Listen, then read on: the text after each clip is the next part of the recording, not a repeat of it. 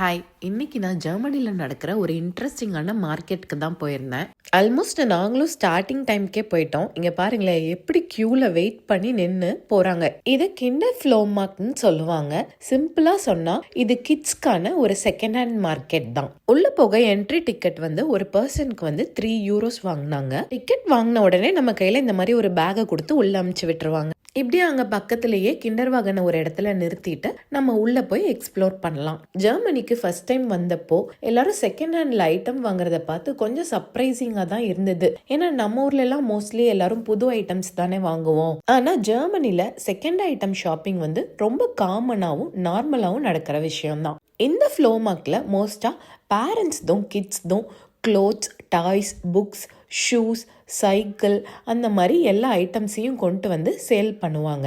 ஏன்னா குழந்தைங்க வந்து ரொம்ப ஃபாஸ்ட்டாக வளர்கிறதுனால அவங்க யூஸ் பண்ண ஐட்டம்ஸ் வந்து ஆல்மோஸ்ட் குட் கண்டிஷனில் தான் இருக்கும். அதை வெளியில் தூக்கி போடாமல் இங்கே வந்து இந்த மாதிரி சேல் பண்ணுவாங்க. வேறு ஃபேமிலிஸ் வந்து லோ ப்ரைஸில் வாங்கிக்கலாம். அதை இங்கே வந்து சீசன் டு சீசன் வேறு வேறு க்ளோத்திங் போடுற மாதிரி இருக்கும். அதனால இந்த 2 மாதம் 3 மாதம் போடுற ட்ரெஸ்ஸுக்காக அதிகம் ஸ்பெண்ட் பண்ண மாட்டாங்க.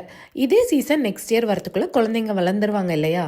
நானும் ஜெர்மனிக்கு வந்த புதுசில் செகண்ட் ஹேண்டில் வாங்குறதெல்லாம் சரியாக இருக்குமான்னு தான் யோசித்தேன். ஆனால் இங்கே வந்து பார்த்ததுக்கப்புறம் தான் புரிஞ்சுது இது ரொம்ப ப்ராக்டிக்கலான ஐடியான்னு. குவாலிட்டியும் நல்லா இருக்குது, ப்ரைஸும் அஃபோர்டபுளாக இருக்குது. இன்னும் இன்ட்ரெஸ்டிங்கான விஷயம் என்னென்னா, சில ஸ்டாலில் குழந்தைங்க வந்து பேரண்ட்ஸ்க்கு ஹெல்ப் பண்ணுறாங்க. ஸோ இது வந்து ஒரு ஃபேமிலி ஈவெண்ட் மாதிரியும் ஆயிடுச்சு. எனக்கு பர்சனலி இது ஜெர்மன் கல்ச்சரில் ஒரு இன்ட்ரெஸ்டிங்கான எக்ஸ்பீரியன்ஸாக தான் இருந்தது. புது நாடு, புது அனுபவம், தேடல் தொடரும். Tata bye bye from Tamil பொண்ணு இன் ஜெர்மனி.